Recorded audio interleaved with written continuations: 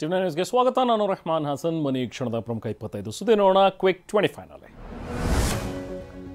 ವಿಜಯನಗರ ಜಿಲ್ಲೆ ಕೊಟ್ಟೂರೇಶ್ವರ ರಥೋತ್ಸವ ಹಿನ್ನೆಲೆ ಶ್ರೀರಾಮುಲು ಪಾದಯಾತ್ರೆ ಕೈಗೊಂಡಿದ್ದಾರೆ. ರಾಜ್ಯದಲ್ಲಿ ಮುಂದಿನ ಚುನಾವಣೆಯಲ್ಲಿ ಬಿಜೆಪಿ 160 ಸ್ಥಾನ ಗೆಲ್ಲಬೇಕು ಅನ್ನೋ ಸಂಕಲ್ಪ ಮಾಡಿ ಕೂಡ್ಲಿಗಿಯಿಂದ ಕೊಟ್ಟೂರಿಗೆ ಪಾದಯಾತ್ರೆ ಮಾಡ್ತಿದ್ದಾರೆ. ಅಭಿಮಾನಿಗಳು ಕಾರ್ಯಕರ್ತರೊಂದಿಗೆ 18 ಕಿಲೋಮೀಟರ್ ಪಾದಯಾತ್ರೆ ಹಮ್ಮಿಕೊಂಡಿದ್ದಾರೆ.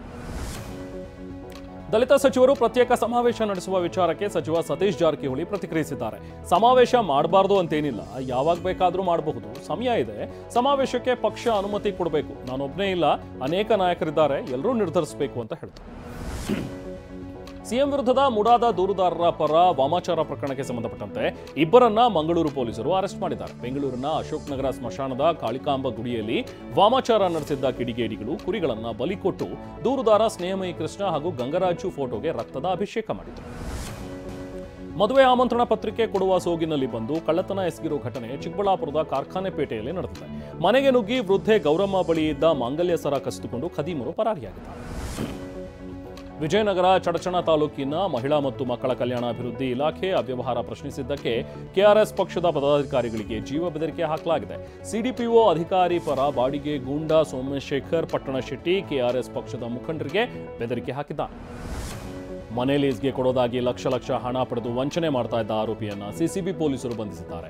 ಸಾಮಾಜಿಕ ಜಾಲತಾಣ OLX-ನಲ್ಲಿ ಜಾಹೀರಾತು ನೀಡ್ತಾ ಇದ್ದ ಸೈಯದ್ ಅಹಮದ್ ಹುಸೇನ್ ಹಾಗೂ ಖಲೀಲ್ ಶರೀಫ್ ಅರೆಸ್ಟ್ ಆಗಿದ್ದಾರೆ. ಲೀಸ್ ಪಡೆಯಲು ಬರ್ತಿದ್ದವರ ಬಳಿ ಬಾಂಡ್ ಮಾಡಿಸ್ತಾ ಇದ್ದ ಖದೀಮರು ಓನರ್ ಬಳಿಯೂ ಬಾಡಿಗೆ ಕಟ್ಟೋದಾಗಿ ಅಗ್ರಿಮೆಂಟ್ ಮಾಡ್ಕೊಳ್ತಾ ಇದ್ದಾರೆ.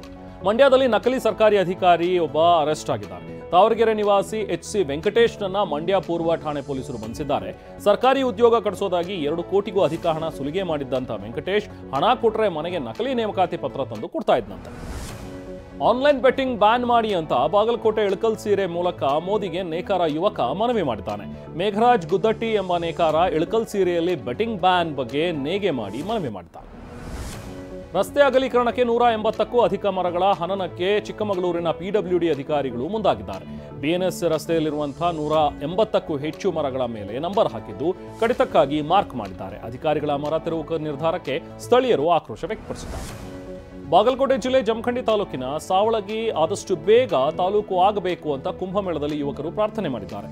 ಆದಷ್ಟು ಬೇಗ ನಮ್ಮ ಸಾವಳಗಿ ತಾಲೂಕು ಆಗಲಿ, ಜೈ ಮಹಾಕಾಳ ಅಂತ ನೀರಿನಲ್ಲಿ ಮುಳುಗಿ ಪ್ರಾರ್ಥನೆ ಮಾಡಿದ್ದಾರೆ.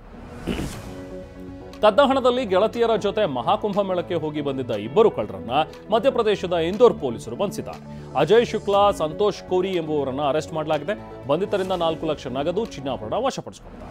ಒಡಿಶಾದ ಕಡಲಿಗೆ 3 ಲಕ್ಷ ಆಲಿವ್ ರಿಡ್ಲಿ ಆಮೆಗಳು ಆಗಮಿಸಿವೆ. ತಮ್ಮ ವಾರ್ಷಿಕ ಸಾಮೂಹಿಕ ಗೂಡು ಕಟ್ಟುವಿಕೆಗೆ ಬಂದಿವೆ. ಹೆಣ್ಣು ಆಲಿವ್ ರಿಡ್ಲಿ ಆಮೆಗಳು 120ರಿಂದ 150 ಮೊಟ್ಟೆಗಳನ್ನು ಇಡುತ್ತವೆ. ಇದರಲ್ಲಿ ಸುಮಾರು 45ರಿಂದ 50 ದಿನಗಳ ನಂತರ ಮರಿಗಳು ಹೊರಬರುತ್ತವೆ.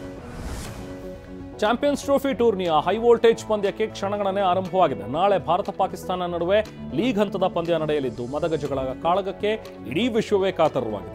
ಮೊದಲ ಪಂದ್ಯವನ್ನು ಗೆದ್ದು ಬೀಗ್ತಾ ಇರೋ ಭಾರತ ಸಾಂಪ್ರದಾಯಿಕ ಎದುರಾಳಿಯನ್ನು ಎದುರಿಸೋದಕ್ಕೆ ಸಜ್ಜಾಗಿದೆ. ನಾಳೆ ಭಾರತದ ವಿರುದ್ಧ ಪಂದ್ಯ ಪಾಕಿಸ್ತಾನ ಗೆಲ್ಲುವ ಒತ್ತಡದಲ್ಲಿದೆ. ನ್ಯೂಜಿಲೆಂಡ್ ವಿರುದ್ಧದ ಮೊದಲ ಪಂದ್ಯದಲ್ಲಿ ಸೋತ ಪಾಕಿಸ್ತಾನಕ್ಕೆ ಟೂರ್ನಿಯಿಂದ ಹೊರಬೀಳುವ ಭೀತಿ ಎದುರಾಗಿದೆ. ನಾಳೆ ಏನಾದರೂ ಸೋಲು ಕಂಡ್ರೆ ಪಾಕ್ ಬಹುತೇಕ ಟೂರ್ನಿಯಿಂದಲೇ ಔಟ್ ಆಗಿದೆ.